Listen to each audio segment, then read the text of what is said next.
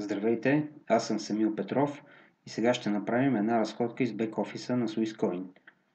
Отваря ви се началната страница, след като си влезнете във вашия офис.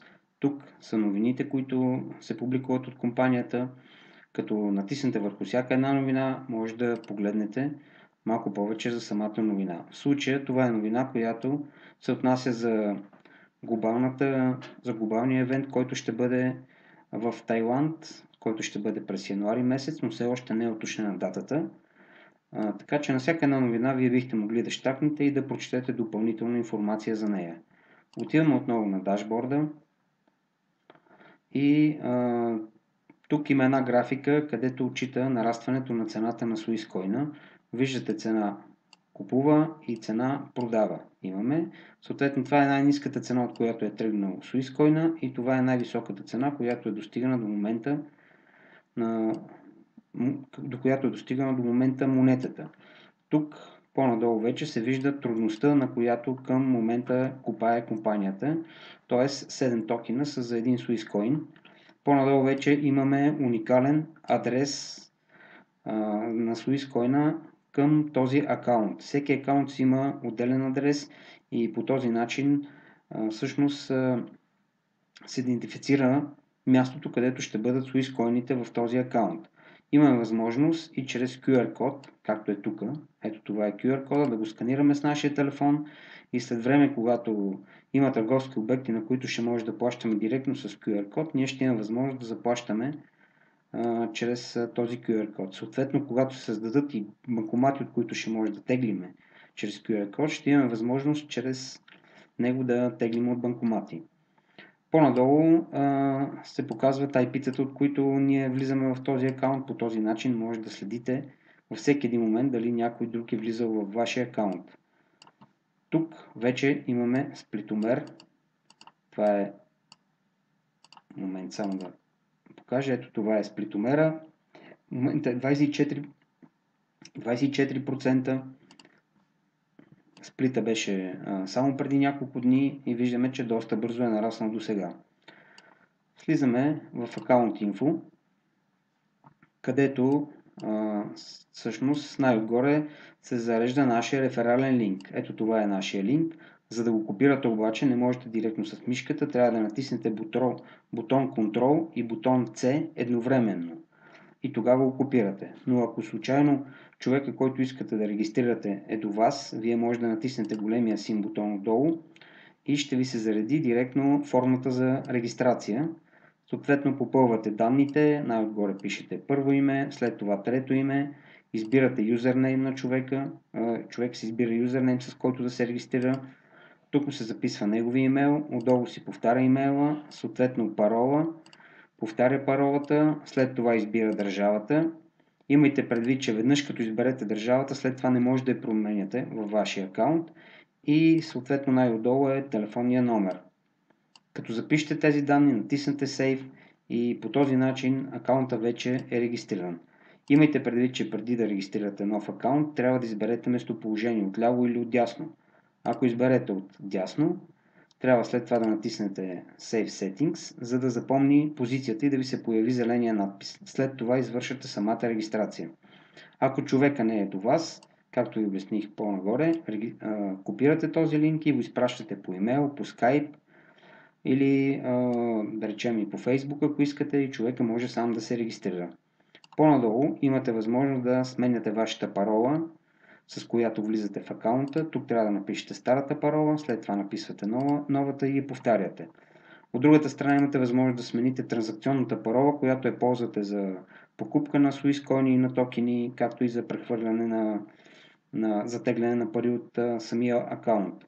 Тук трябва да напишете вашата сегашна транзакционна парола, след това новата парола и да я повторите, да натиснете смяна на транзакционната парола и с това извършвате самата смяна на паролата. Тук имате възможност самия имейл да промените, но имайте предвид, че задължително след това имейла трябва да го промените с транзакционната парола. По-надолу ви се отварят възможностите за платежните системи, чрез които може да теглите. Например, в Skrill, ако имате регистрация, тук трябва да си напишете имейл адреса и ID номера. Съответно в Perfect Money, ако имате регистрация, си записвате имейл адреса и името, което използвате в Perfect Money за самия акаунт, имам предвид. Ако имате в биткоин електронен портфел или електронен адрес за биткоини, съответно тук в това поле можете да го попълните. И по този начин натискате отдолу запомняне и по този начин се запомнят тези детайли. По-надолу задължително трябва да попълните вашите лични данни, тъй като този акаунт е минал само една регистрация и след това надолу не са попълвани личните данни. Тук трябва да се попълни града, след това отдолу да се попълни пощенския код и адреса. Натиска се Save и по този начин се запомнят детайлите. Когато решите да теглите на банка, можете съответно тук да си сложите вашите имена на вашата сметка, отдолу трябва да напишете името на банката, съответно да изберете държавата, където е самата банка, IBAN и SWIFT кода и натискате Save. Така запомняте и банковите детайли. Ако решите да си сложите някаква картинка ето тук, вместо да ви излиза колко ви струва пакета, можете отдолу да си добавите и снимка за аватар, избирате си файл от вашия компютър, съответно натискате Upload и по този начин си слагате някаква картинка, която да стои тук вместо цената на вашия пакет. Когато решите да си закупите по-голям пакет, отивате на Upgrade Account и избирате една от следните възможности. В случая, ако искам да апгрейдна директно на 5000, натискам избора на този пакет и ми се отварят възможностите, с които мога да платя. Мога директно с промокод, който ми е закупен от друг акаунт, мога с кеш акаунт, ако имам достатъчно пари вътре. Ето тук, ако имам в кеш акаунта достатъчно пари, мога да платя. Съответно, мога да платя с платежната система Skrill, с биткоин мога да платя, с Perfect Money и както виждате и последната възможност е по банка. Имайте предвид, че най-добрият вариант е за големите пакети да се плащат по банка. В тази компания има KYC процедура, където ние трябва да си качим нашите лични документи, в случая личната карта, сканирана отпред и отзад и направена на един файл, можем да качим, или пък международния паспорт и документ, който доказва адреса ни, но имайте предвид, че този документ трябва да бъде на английски език, т.е. ако имаме някаква платена сметка за комунална услуга, трябва да я превеждаме на английски. Най-добрият вариант е да си сложим едно удостоверение от банка на английски език и по този начин след това натискаме Upload и документите вече се изпращат към компанията. В тази компания няма крайен срок за извършване на тази процедура, както и няма никакви ограничения по отношение на това дали можем да продаваме Swiss в акаунтите си, без да ни е верифициран офиса. По-надолу отиваме на моята мрежа. Тук може да видите вашата мрежа надолу, когато има човек под вас, като сложите тук мишката.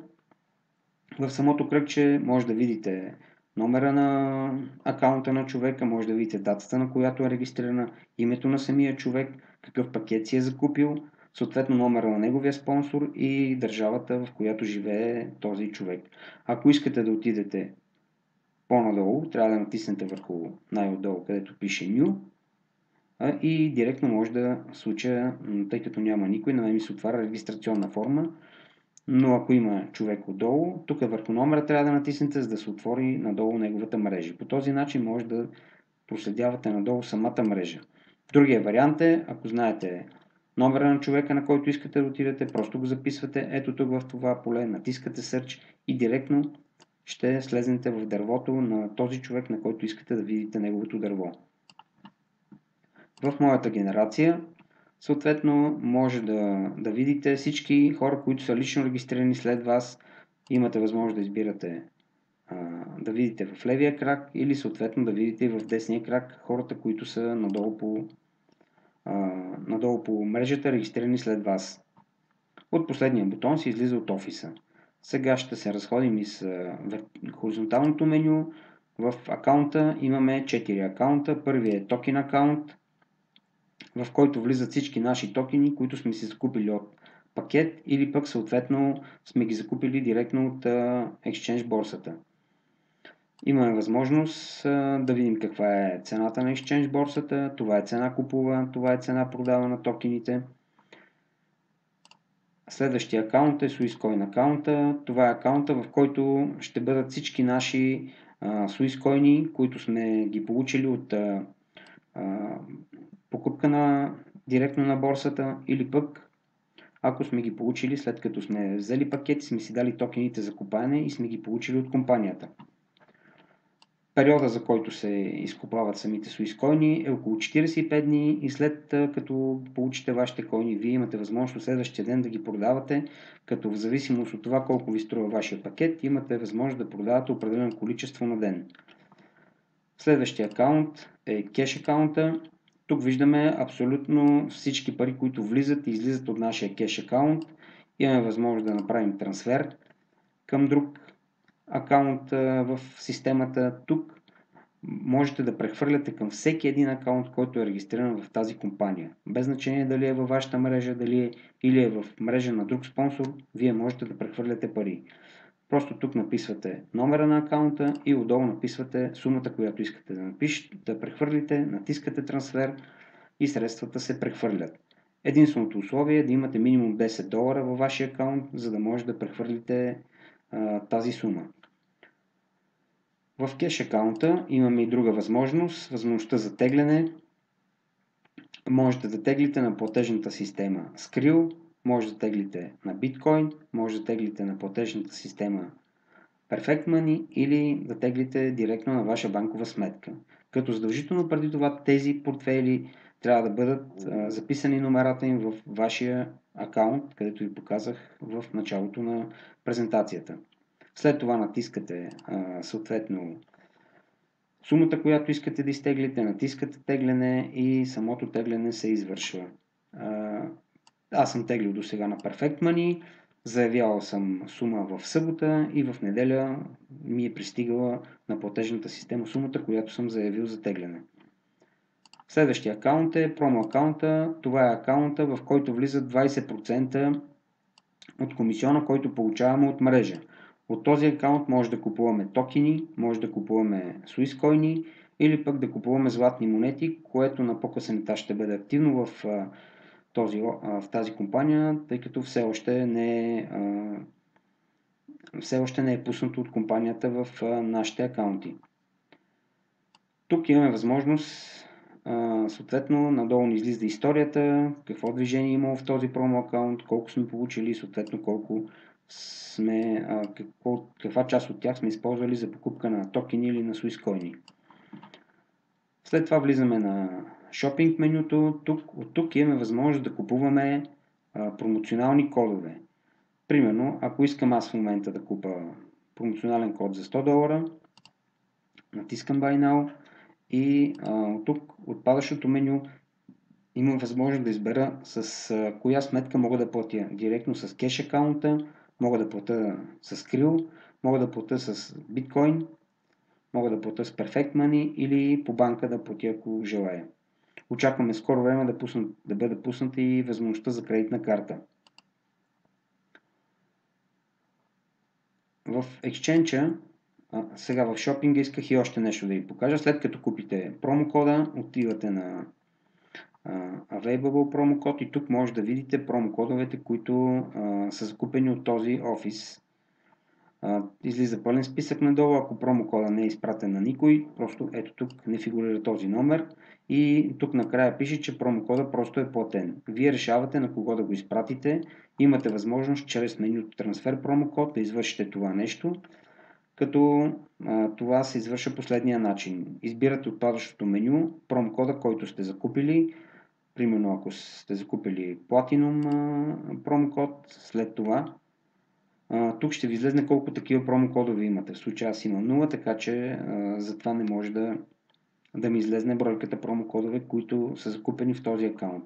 Отдолу записвате номера на човека, на когото искате да прехвърлите, т.е. неговото ID, количеството, в случая един промокод и най-отдолу натискате транзакционната парола на този акаунт. Натискате трансфер код и промокода се изпраща към другия акаунт. В History може да видите всички промокодове, които са били закупени до момента. И отиваме след това в Exchange борсата, най-интересната част на сайта. Това е, първото е търговската зона. Тук влизаме в търговската зона за токени. Токените към момента можете само да ги купувате. Ако имате свободни токени в вашия акаунт, ще ви се появи и бутона за продажба. Когато решите да закупите токени, натискате Buy Tokens и след това най-отгоре ще ви се покаже колко пари имате в промо баланса и колко пари имате в кеш баланса. Когато решите да купите токени, първо се изразходват средствата от промо баланса, след това от кеш баланса. Съответно, минималното количество токени, което може да купите е 50 токена и трябва да се съобразявате с това нещо, т.е. трябва да имате повече пари в тези баланси, за да може да закупите това минимално количество. По-надолу ви се появява цената, съответно тук в това поле ще ви се появи сумата, която се взима от компанията за извършване на самата транзакция, т.е. комисиона, който е 2%. Съответно излиза датата, на която вие ще получите тези токени след като ги закупите и в случая са 10 дни, 10 календарни дни и най-отдолу си записвате транзакционната парола и натискате покупка на токени.